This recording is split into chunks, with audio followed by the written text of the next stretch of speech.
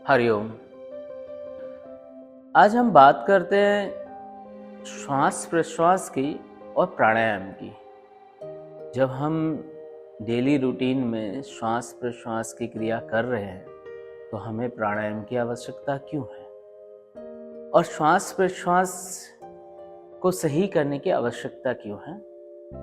बात यहाँ पे है कि जो हम श्वास प्रश्वास ले रहे हैं वो हम सिर्फ अपने लंग्स का, अपने फेफड़ों का सिर्फ 10% ही यूज़ करते हैं। जैसे 5000 से 6000 मिलीलीटर्स तक हम श्वास प्रश्वास कर सकते हैं, हमारे लंग्स की कैपेसिटी है, पर इनटेक करने में हम सिर्फ 10% मतलब आपका 500 to 600 ml ही श्वास को इनटेक करते हैं। अगर ओवरऑल काउंट की जाए, पूरी प्रोसेस काउंट की जाए तो हम लंग्स का 45 to 50% ही यूज़ कर पाते हैं। लेकिन वहीं पे हम डीप ब्रीदिंग जब करते हैं, डीप श्वास प्रश्वास करते हैं, जब लंबी गहरी श्वास लेते हैं और पूरी श्वास छोड़ते हैं तो हम मैक्सिमम 75% to 80% हम अपने लंग्स का यूज़ कर पाते हैं, उपयोग कर पाते हैं। वहीं पे प्राणायाम की बात की जाए, प्राणायाम और आपकी ब्रीदिंग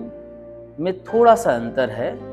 प्राणायाम में श्वास लेना, अंदर रोकना और बाहर छोड़ना, फिर बाहर रोक के रखना है, ये 4 प्रक्रिया आती हैं। लेकिन यहाँ पे श्वास प्रश्वास की जो क्रिया है, श्वास को लेना होता है और छोड़ना होता है। लेकिन प्राणायाम में ये 4 प्रोसेस से निकलना होता है। और 4 प्रोसेस क्यों जरूरी है वो मैं आपको समझाता हूँ। पहला, जब हम श्वास को लेते हैं, जैसे सामान्य श्वास ली वैसे ही लेना है।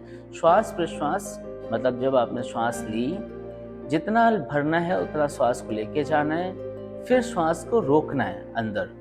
ये जो रोकने की प्रोसेस है, ये प्राणायाम का मैनेजमेंट मतलब ब्रीदिंग का मैनेजमेंट है।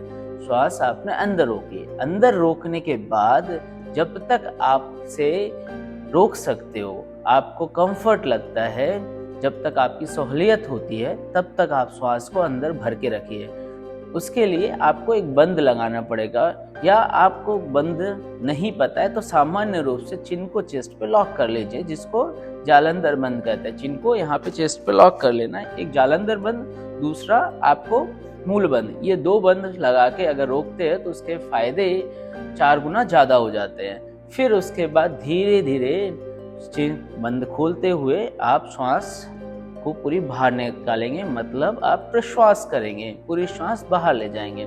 जब हम पूरी श्वास को बाहर छोड़ दें, हमारे अंदर श्वास का एक भी कण ना रहे, हमारे अंदर वायु का एक भी कण ना रहे, तब हम बंद लगाते हैं। हम ट्राई करेंगे, अगर हम कर पाए तो महाबंद का उपयोग करेंगे, मतलब मूल बंद भी लगाएंगे, जालंधर बंद भी लगाएंगे और उद्यान बंद भी लगाएंगे। श्वास को पूरा बाहर रख के ही श्वास रोक के रखेंगे, मतलब बिना श्वास के थोड़ी देर रहेंगे।